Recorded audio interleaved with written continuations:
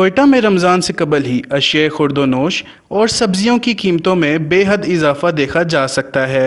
आटा, चीनी, चाय की पत्ती और सब्जियों समेत दीगर चीज़ों की नरखों में भी ग्रां फोशों ने होशरबा इजाफा कर दिया है।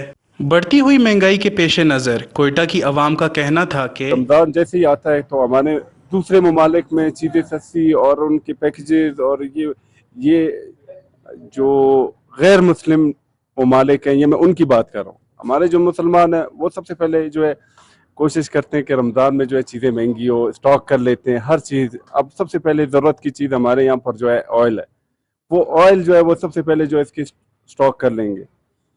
हर एक चीज़, आटा, दाल, चीनी, चावल, हर चीज़ जो है वो मार्केट से शॉर्ट हो जाएगी। जब शॉर्ट हो जाएगी तो वो ऑटोमेटिक जो है वो महंगी हो जाएगी।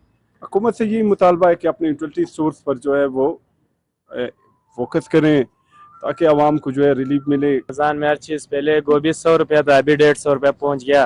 प्याज पहले 100 था, अभी 200 पहुँच गया। भाई दूसरे मुल्कों में चीज़ सस्ता होता है, इधर महंगाई है। 7,000 रुपया पहुँच गया। हर चीज़ इसी तरह है, चीनी सब कुछ महंगा हो गया इधर। भाई महंगाई हो रहा है, बाहर मुल्क में सस्ताई है। हुकूमत से गुजारिश है भाई कि सस्ताई लावे। अभी लेम्बू देखो, पहले 50 रुपया पाव था, अभी से रमज़ान आया नहीं है, 150 रुपया पाव पहुँच गया।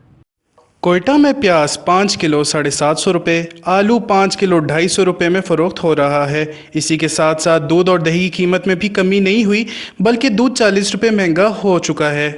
कोयटा की आवाम का हुकूमत वक्त से मुतालबा है कि अशिया खुर्दोनोश की नरखों में कमी लाई जाए ताकि रमज़ान सकून